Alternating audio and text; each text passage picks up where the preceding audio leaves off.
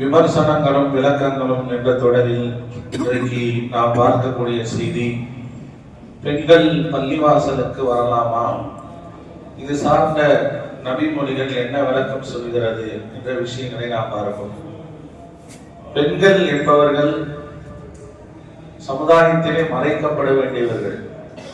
இது சில பேர் இஸ்லாம் பெண்களை நசுக்குகிறது, சுதந்திரத்தை பறிக்கிறது என்றெல்லாம் அதற்கு அர்த்தம் வைப்பார்கள். ஆனால் இஸ்லாம் பெண்களை மதிப்பது போல உலகத்தில் எந்த மதமும் மதிப்பதில்லை.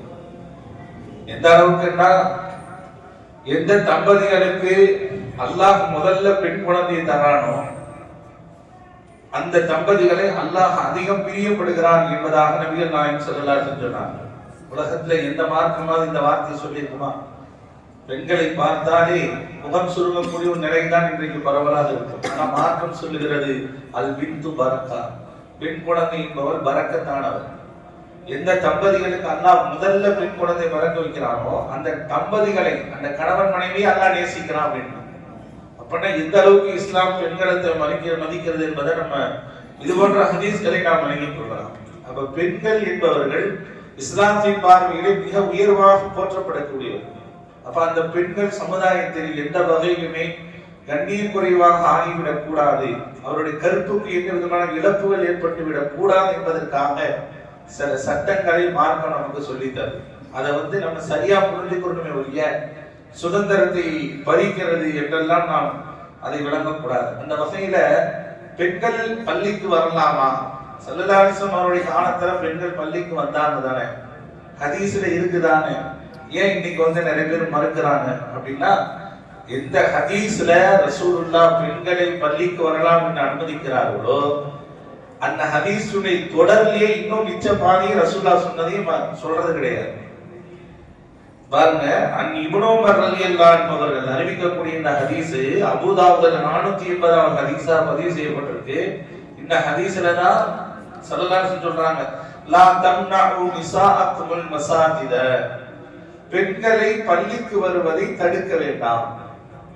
பெண்கள் பள்ளிக்கு வருவதை தடுக்க வேண்டாம். ரசூலுல்லாஹ்வுடைய காலத்துல பெண்கள் பள்ளிவாசல் வருவதற்கு அனுமதி கொடுத்தாங்க. ஏன் கொடுத்தாங்க அப்படின்னா அதுக்கு ஒரு காரணம் இருக்கு. பெண்கள் சார்ந்த மசாயில் சட்டங்களை பெண்களுக்கு சொல்றதுக்காக ரசூலுல்லாஹ் பெண்களை பள்ளிக்கு வர சொன்னாங்க. தொழுகை சார்ந்த விஷயங்கள், சட்டங்கள், விளக்கங்களை ரசூலுல்லாஹ் பெண்களுக்கு போதிக்கும் போது, ஏன்னா அங்கிருந்து தான் கருவூலமே, ரசூலுல்லாஹ் சொல்லக்கூடிய அந்த விஷயம் தான் உலகம் எல்லாம் பரவக்கூடிய ஒரு சூழல். அப்ப அந்த டைரக்டா ஸல்லல்லாஹு அலைஹி வஸல்லம் அவர்கள் விளங்கணும், சமுதாய மக்கள் விளங்கணுன்றதுக்காக பெண்களுக்கு வருகை தருவதற்கு அனுமதி கொடுத்தாங்க. பெண்களுடைய அசுத்த காலத்துல எப்படி எல்லாம் நடந்துக்கிறோம், அவங்களோட குளிப்பு சார்ந்த விஷயம் என்ன, குழந்தை பெறும்போது அந்த சார்ந்த விஷயங்கள் என்ன, இதெல்லாம் சட்டங்கள் சொல்லக்கூடிய நேரத்துல பெண்கள் இருந்தா அந்த மார்க்கத்தை விளங்கணுன்றதுக்காக ரசூலுல்லாஹ் அனுமதி கொடுத்தாங்க. பெண்கள் வந்தாங்க, பெருமானாரிடத்துல இருந்து கல்வியை பயின்றார்கள். அதே போல தொழுகையினுடைய முறைகள் எல்லாத்தையும் கத்துக்கிட்டாங்க. இதெல்லாம் சொன்ன ரசூலுல்லாஹ் அந்த ஹதீஸினுடைய தொடர்ல முடிவா சொல்றாங்க, பெண்கள் வீட்டிலே தொழுவது மிக சிறந்ததாக இருக்கும். எந்த ஹதீஸ்ல ரசூலுல்லாஹ் பெண்கள் பள்ளிவாசல் வருவதை தடுக்காதீங்கன்னு சொன்னாங்களோ அந்த ஹதீஸினுடைய நிறைவாக ரசூலுல்லாஹ் என்ன சொல்றாங்க, உங்கள் வீட்டிலே நீங்கள் தொழுது கொள்வது உங்களுக்கு சிறந்ததாக இருக்கும். அப்ப பெண்களுடைய தொழு இடம் என்பது பள்ளி, வீடு தான். இப்ப நாங்களும் பள்ளிவாசலுக்கு 4 விஷயங்கள் கத்துக்கிற வேண்டியதானே. அப்ப பயான் கேட்கணும் எங்களுக்கு தெரியணும்ல. இப்ப சஹாபாக்கள் பெண்மணி மட்டும் தெரிஞ்சுக்கிட்டாங்க, அந்த நாமெல்லாம் தெரிஞ்சுக்கணும். ரசூலுல்லாஹ்வுடைய காலத்துல இருந்த சஹாபி பெண்மணியுடைய அந்த அணுகுமுறைகள் விளங்குதல் வேறு, இந்த காலத்தில் உள்ள அணுகுதல் வேறு. அப்ப நாங்க எப்படி மார்க்கத்தை கற்றுக்கொள்ளணும் அப்படின்னு கேட்பாங்க. அதுக்கு விடை என்ன அப்படின்னா, அவங்க மார்க்க கல்வியை கற்றுக்கொள்ளணும். பயான்கள் பள்ளிக்கு அதிகமாக வர்றது மூலமா கற்றுத்தர முடியாது. பெண்களுக்கு என்று மார்க்க கல்வி என்று சொல்லக்கூடிய அந்த தீனியத்தான கல்விகள்ல மூலமாக சட்டங்களை கற்றுக்கொள்ளணும். இருந்தாலும் ஒரு சில விஷயங்கள்ல பயான்கள் மூலமாக நடத்தப்படும் போது அவங்க பங்கேற்கிறாங்க. இதெல்லாம் ஒரு பக்கம் இருந்தாலும் பெண்கள் வீட்டில் தான் தொழுக வேண்டும்.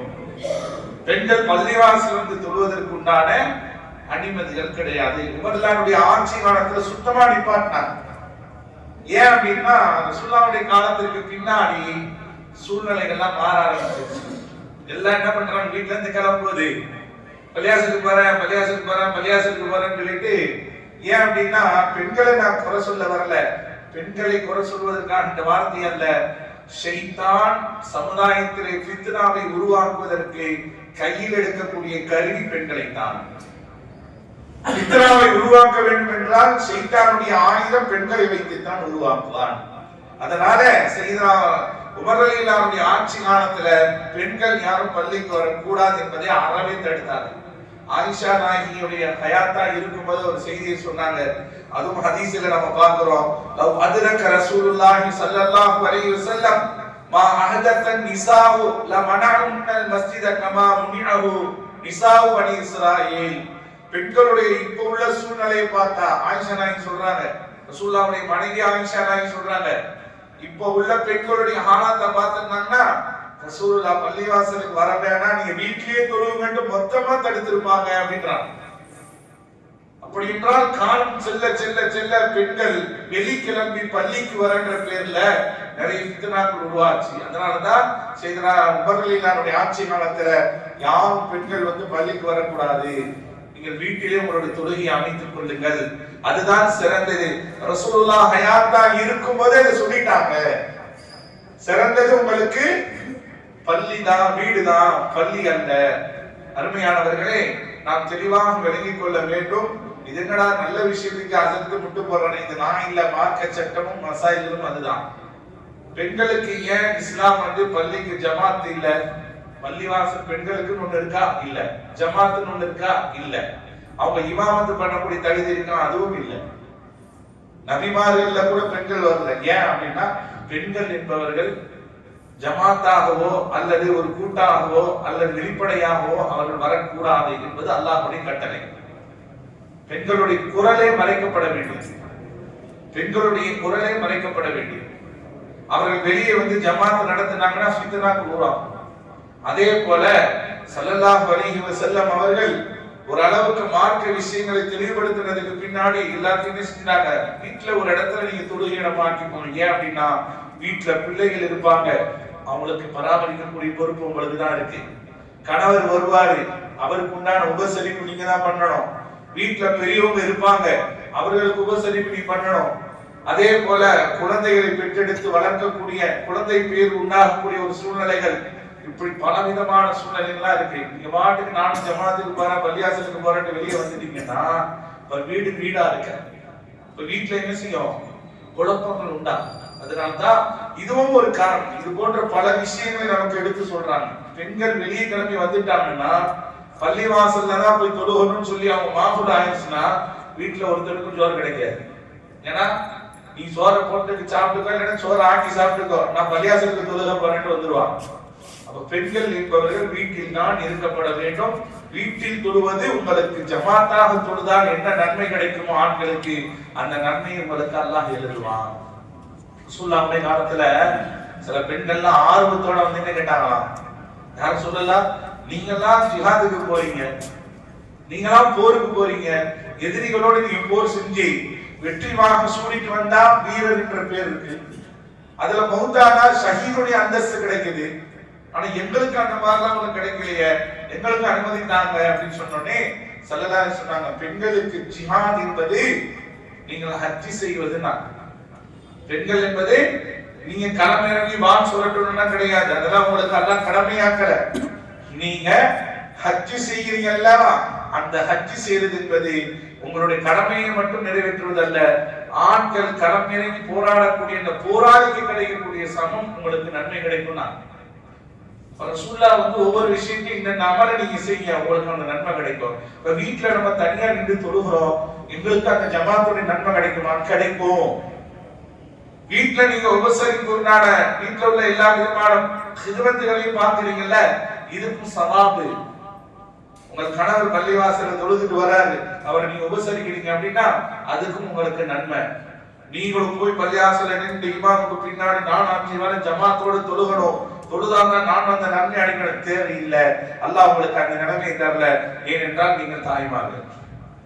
ஒரே வார்த்தையில ரசூலுல்லாஹ் சொல்லி முடிச்சான், அல் ஜன்னத்து தஹத அக்தாமி உம்மஹாத்திஹா. தாயின் காலடியிலே சொர்க்கம் இருக்குதுன்னாங்க. எந்த ஹதீஸாவது தந்தையின் காலடியில் சொர்க்கம் இருக்குதுன்னாங்களா? தாயின் காலடியில் தான் சொர்க்கம் இருக்குன்னாங்க. இது பெண்களுக்கு அல்லாஹ்வும் ரசூலும் கொடுத்த சிறப்பு. என்னதான் ஆண்கள் முட்டி மோதி வெளியே இபாதத்து செஞ்சாலும் தாய் தான், பெண் தான். ஒருத்தர் சஹாபி கேட்டார்ல, நான் அதிகமாக முதல் உரிமை கொடுக்கக்கூடியவர் யார், நான் யாருக்கு முதல் உரிமை கொடுக்கணும்னு கேட்டாரு. ஸல்லல்லாஹு அலைஹி வஸல்லம் என்ன சொன்னாங்க? உன் தாய் அப்படின்னு சொன்னாங்க. வந்தவர் திரும்பவும் கேட்டாரு, ரெண்டாவது யாருக்கு நான் முன்னுரிமை கொடுக்கணும்னாங்க. ரசூலுல்லாஹ் ரெண்டாவது தாய் தான் சொன்னாங்க. மூணாவது யாருக்கு யார் ரசூலுல்லாஹ் நான் மதிப்பு கொடுக்கணும்? மூணாவது ரசூலுல்லாஹ் தாய் தான் சொன்னாங்க. நாலாவது கேட்கும்போது தான் தந்தை அப்படின்னா. இந்த ஹதீஸ் ரொம்ப பிரபலமான ஹதீஸ். ஆனா விளங்கக்கூடிய செய்தி என்ன தெரியுமா? இதற்காக முதல் 3 இடம் ஒரு ஆணுக்கு தாயை ஸல்லல்லாஹு அலைஹி வஸல்லம் அவர்கள் முதன்மைப்படுத்தினாங்க அப்படின்னா, அந்த தாய் என்பவர் சாதாரண விஷயம் அல்ல. உன்னை சுமந்து பெற்றெடுத்து பாலூட்டி சீராட்டி வளர்த்து ஆளாக்கி சமுதாயத்திலே உன்னை மனிதனாக உருவாக்கி இருக்கிறார் என்றால் இது சாதாரண விஷயம் அல்ல. இது பெண்மைக்கு உண்டான தனி சிறப்பு நாங்க சொல்லலாம். அதனால தானே நீங்க என்ன இபாதத்து என்னதான் நீ தாய்க்கு வாரி வணங்கினாலும் ரசூலுல்லாஹ் சொன்ன ஒரு வார்த்தை என்ன தெரியுமா? உன் தாய் சுமந்துட்டு அந்த நிறை மாத கர்ப்பிணியா இருக்கும் போது ஒரு 8 எடுத்து வைக்கும் போது அந்த வேதனையோடு நடந்தா தெரியுமா? அந்த வேதனைக்கு நீ எவ்வளவுதான் உன் தாயை தலையில சுமந்தால் ஈடாகாதுன்னா.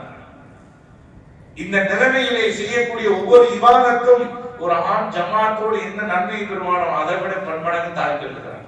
அதனால்தான் ஸல்லல்லாஹு அலைஹி வஸல்லம் சொன்னாங்க, பெண்கள் நீங்கள் வீட்டில் இருங்கள், வீட்டில் இருந்து இபாதத்து செய்யுங்க. நீங்க வீட்டுல செய்யக்கூடிய ஒவ்வொரு திக்ருஹாத்துக்கும் இபாதத்தும் அல்லாஹ்விடத்தில் உயர்வா இருக்கும். இதைத்தான் மார்க்கம் நமக்கு சொல்லுகிறது. ஆனா இன்னைக்கு என்ன ஆச்சு அப்படின்னா, பெண்களும் பள்ளிக்கு வரலாம், பெண்களும் ஜமாத்தா தொழணும், பெண்களும் ஆர்ப்பாட்டத்துல கலந்துக்கணும், பெண்களும் போராட்டத்துல கலந்துக்கணும் சொல்லி நடு வீதியில இறக்கி விட்டு கொடி பிடிக்க வச்சுட்டான். அதுக்கு ஒரு ஹதீஸ காட்டுறது, ஏற்கனவே பெண்கள் வீட்டுக்குள்ளே இருப்பாங்களா? நிறைய பெண்கள் எல்லாம் பாத்தீங்கன்னா வெளியே வர்றதுக்கு பூட்டின கீழே திறந்து விட்டா எப்படி பறக்குமோ அவங்களுக்கு அதே மாதிரி ஒரு ஏதாவது ஒரு சாக்குன்னா அது வெளியே போறதுக்கு ஒரு நாட்டம் வரும். இப்ப பயான்னு சொல்லிட்டா பயான் கூட்டம் அதிகமா எதிர வரும், ஆண்களோட பெண்களுக்கு தான் கூட்டம் வரும். ஆனா பண்ணி தனியா அவங்களுக்கு ஒரு பயான் ஓடிட்டு இருக்கோம். இப்ப கூட பாருங்களேன், பயான் கேட்கும் போது பெண்கள் தனியா ஒரு பயான் பண்ணிட்டு இருப்பாங்க. ஏன் அப்படின்னா அவங்களுக்கு நோக்கம் வெளியே வரணும், செய்தா அவங்க வெளியே வர வைப்பான். ஏன்னா அப்பனாதான் ஃபித்னாக்கள் உருவாக்கணும். இது பெண்களுக்கு உண்டான குறைகள் அல்ல, இது செய்தான் அப்படிதான் கையாளுவான். அதனாலதான் ஸல்லல்லாஹு அலைஹி வஸல்லம் அவங்க என்ன செஞ்சாங்க? சூதானமா இருங்க, நீங்க பெண்களாகி மறைக்கப்பட வேண்டியவர்கள், நீங்கள் வெளிப்படுத்தப்படக்கூடியவர்கள் அல்ல என்பதை நமக்கு தெளிவாக விளங்கினார். அப்ப வீட்டுல செய்யக்கூடிய இபாதத்தை போதுமானது. பயான் என்ற தராவி என்ற பேர்ல இன்னைக்கு நம்ம பள்ளிவாசல்ல எல்லா பள்ளிவாசலுடைய முதல் தளத்துல என்ன நடக்குது? தராவி தொழுவு நடக்குது. அப்ப இதெல்லாம் கூடுமா? அப்ப இந்த ஹதீஸின் அடிப்படையில் மாற்றமா தான் இருக்கு அப்படின்னு நம்ம கேட்கலாம். இது கூட ஜாயிஸ் இல்லதான், இது கூட அனுமதி இல்லதான். வீட்டுலதான் தொழுகணும், வீட்டுலதான் தொழுகிறது முழு ஈமானுடைய நம்பிக்கை. ஆனா 2 காரணத்தை வச்சு இப்ப எல்லா இடத்துலயும் இது பரவலாயிருச்சு. என்ன அப்படின்னா, வீட்டுல நாங்க தொழுகிறது கஷ்டம், பள்ளியாசலுக்கு வந்தாவது நாங்க எப்படியாவது நாங்க தொழுதுருவோம், ஜமாத்தோட செஞ்சு எல்லாரும் நிக்கிறன்ற ஆர்வத்தை தொழுதுருவோம். வீட்டுல இருந்தோம்னா சோறாக்கிட்டு அப்படியே படுத்தோம்னா சோழி முடிஞ்சு போச்சு அப்படின்ற காரணத்தினாலும், அதே போல வீட்டுல உட்கார்ந்து நாங்க தொழுதா சின்ன சின்ன சூறா தான் எங்களால் ஓத முடியும், முழு குர்ஆன் ஓதி கேட்க முடியாது. அப்ப பள்ளியில ஹாஃபிஸா பின்னாடி தொழுவும் போதுதான் முழு குர்ஆன் எங்களால கேட்க முடியும் அப்படின்னு சில காரணங்களுக்காக இதெல்லாம் நம்மளா உருவாக்கிட வேண்டியதான். ஆனா உண்மையானவே மார்க்கம் பின்பற்றக்கூடியது வீட்டுல தான் தொழுகணும். வேலைகளுக்கு மத்தியில அப்படியே சோர்வு ஏற்படும் போது தொழுதுக்கு இல்லாம 4 ரக்காத் தொழுவதுக்கே இழுக்குது இல்லையா? 4 ரக்காத் இஷா தொழுவதுக்கு 3 ரக்காத் மக்ரிப் 2 ரக்காத் ஃபஜ்ர் தொழுவதுக்கே இழுக்குது. 20 ரக்காத் நடக்குமா அப்படின்னு நம்ம கேட்போம். நடக்கணும்னா தான் ஈமான். இருந்தாலும் சில ரமலான்ல மட்டும் விதிவிலக்காக எல்லா இடத்திலும் பரவலாக, ஆனா சில இடத்துல பாத்தீங்கன்னா பெண்களுக்கு தனியா இருக்கும், ஆண்கள்லாம் இருக்க மாட்டாங்க. ஒரு ஹாபியிலும் அதுக்கு பின்னாடி ஒரு ஆணும், அதுக்கு பின்னாடி பெண்கள் ஜமாத்து நடக்கும். ஆனா சில இடத்துல அப்படி ஒரு மாஹூல் இருக்கு. நம்மளாம் ஒரு 10 மண்டல்பட்டிக்கு வரதுக்கு முன்னாடி 10 வருஷம் பெண்களுக்கு தராவி தொழுவது, ஆண்களுக்கு இல்ல, வெறும் பெண்களுக்கு மட்டும். இந்த மாதிரி சில மாஹூல்லாம் இருக்கும். ஆனா இது ரமலான்ல மட்டும்தான். மற்ற நேரங்கள் என்று வரும்போது வீட்டில் தொழுகை அமைத்துக் கொள்ளுங்கள். இது ஜாயிஸ் இல்லை என்றாலும் சில நன்மையை கருதி என்ன செய்யப்படுது, இது நடத்தப்படுகிறது. அல்லாஹ் இருந்தாலும் நம்ம இந்த அமலை ஏற்றுக்கிறான் நம்பிக்கையோடு. அதே போல தாய்மார்கள் ஒரு பணிவான வேண்டுகோள், பள்ளிவாசல்ல பயான் நடக்கும் போது சில பள்ளிவாசல்ல நம்ம பள்ளிவாசலையும் சேர்த்து இந்த மேல டிவி வச்சிருக்காங்க, மேல டிவி வச்சிருக்கோம், நம்ம பேசுறது அப்படியே அவங்க டெலிகாஸ்ட் ஆயிடுச்சு. இதுவே ஜாயிஸ் இல்ல. டிவி வைக்கிறது பள்ளிவாசல அனுமதி கிடையாது. ஆனா சில பேர் என்ன சொன்னாங்கன்னா, வெறும் பயான் ஸ்பீக்கர்ல மட்டும், நம்ம நீங்க பெண்கள் ஆண்கள் வந்து ஃபேஸ் டு ஃபேஸ் பாக்குறதுனால இப்படியே கேட்குறீங்க, மேல அப்படி கேட்க மாட்டான். பயான் ஓடிக்கிட்டு இருக்கும்போது அங்க சலசலன்னு ரொம்ப ஒன்றும் தெரியாது. அதனால டிவி வச்சா அந்த நாடகம் பார்த்து பழகம் பண்ணனால டிவியோட டிவி ஐக்கியமானது கொஞ்சம் கேட்பாங்கன்ற அடிப்படையில் வச்சோம். இப்ப என்னன்னா கழுதை சித்தைக்கு கட்டரப்பா போனன்னு கதமாங்கல்ல, இப்ப அது மோசமா போச்சு. டெய்லி ஒரே ஒரு கம்ப்ளைண்ட், சார் யாருமே பயான் கேட்க மாட்டாங்க, யாருமே பயான் கேட்க விட மாட்டாங்க, நீங்க பாட்டு கத்திக்கிறீங்க, இங்க யாரும் கேட்கறது இல்ல, யாரும் கேட்க விட மாட்டாங்க. அருமையான தாய்மார்களே, ஒரு விஷயத்தை வலிக்கும், நம்ம சொன்னோமா இல்லையா, இந்த பயான் கிளம்புவாங்க, ஆனா பயான் கேட்க மாட்டாங்க. இதுதான் நியதி. நான் திரும்பவும் சொல்லுகிறேன், பெண்களாகி நீங்கள் நமக்கு சில விஷயங்கள்லாம் நம்ம ஒரு சௌகரியத்துக்காக பண்ணி கொடுத்தோம் அப்படின்னா அதை பயன்படுத்திக்கிறோம். பெண்கள் அதிகமாக பயான் நிறைய பேர் சொல்லுவாங்க, போன் போட்டு சொல்லுவாங்க. சில நேரம் என் தாய் கூட ஒரு வாட்டி சொன்னா, என்னப்பா கீழே அத்தனை அஜத்துமார்கள் பயான் பண்ணிக்கிட்டு இருக்கிறாங்க, மேல ஒருத்தர் கேட்கற மாதிரி இல்லையே, அவங்க பாட்டு தனித்தனியா பேசிட்டு இருக்கிறாங்க அப்படின்னா பிரயோஜனம் இல்லை, பிரயோஜனம் இல்லை. அது சில பெண்கள் தான் இருக்கிறாங்க, நான் குறை சொல்லணும் இல்லை. பயான்லாம் முடிஞ்ச பிறகு கேட்பாங்க, இன்னைக்கு அரசுலாம் பயான் பண்ணாங்க கேட்டியா, என்ன பயான் அப்படின்னு கேட்டோன்னு சொல்லுவாங்க, ஒரே கத்திக்கிட்டே இருந்தாரு, ஒன்றும் புரியல அப்படின்னு.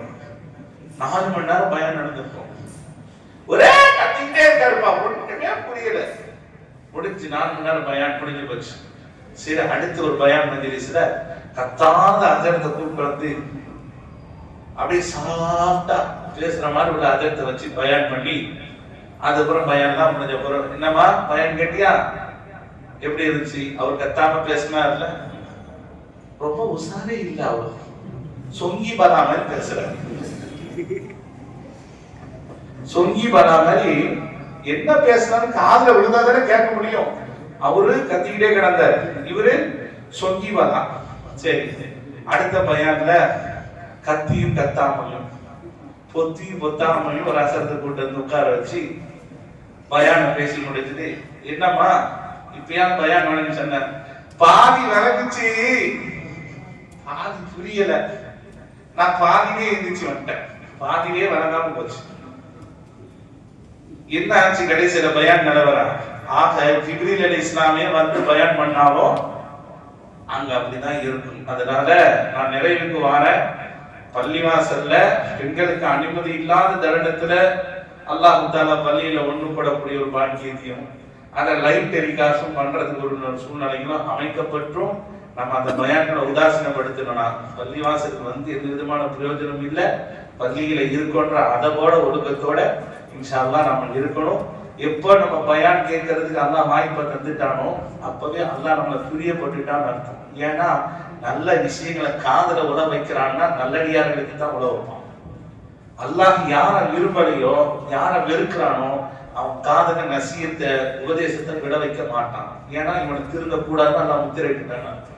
இப்போ உபதேசங்கள் கேட்பதற்குண்டான வாய்ப்பே பெரிய பாக்கியம். இந்த பாக்கியத்தை நாம் மேலாக கருதி கொள்வோம். எந்த விஷயங்களை நம்ம கேட்கிறோமோ அதை வாழ்க்கையில அமல் செய்வோம். அல்லாஹ் அதை கொண்டு நமக்கு மென்மேலும் கல்வி ஞானத்தை தருவான். கல்விக்காக ரொம்ப போராட தேவையில்லை. அதை தெரிஞ்சுக்கணும் இதை தெரிஞ்சுக்கணும் நல்ல விஷயம். இப்ப என்ன புதுசா எல்லாரும் என்ன பண்றாங்க, ஜும்மாவுக்கு கிளம்புற கூட்டம் கிளம்பிடுச்சு. பெண்கள் ஜும்மாவுக்கு, நான் ஏற்கனவே பராத்தர பயான்ல சொல்லியிருக்கிறேன், பெண்களுக்கு ஜும்மா என்பது கிடையாது. ஆனா எவ்வளவு சொன்னாலும் நம்ம சில பேர் என்ன பண்றாங்க, பயான் அஞ்சருக்கு பயான், அப்ப இது என்ன, இது அப்ப இங்க என்ன நடந்துட்டு இருக்கு, நல்ல விஷயம் தானே. நம்ம ஈமானை எக்ஸ்டெண்ட் பண்ணிக்க போறோம். என்ன எக்ஸ்டெண்ட் பண்ண போறோம், அதெல்லாம் ஒண்ணும் கிடையாது. இதெல்லாம் செய்தா பெண்கள் ஜிம்மா போகலாமா, அனுமதிக்கிறதா, இது சார்ந்த விஷயம் என்னன்றத நாளைக்கு நான் சொல்லுவேன். கண்டிப்பா வாங்க. அது சார்ந்த ஹதீஸ்கள் என்ன சொல்லுகிறது, ஜிம்மா முதல்ல பெண்களுக்கு இருக்கா என்பதை சில நாளைக்கு பார்க்கலாம். கேட்ட விஷயம் படி அமல் செஞ்சு பார்க்க தந்தருவான்.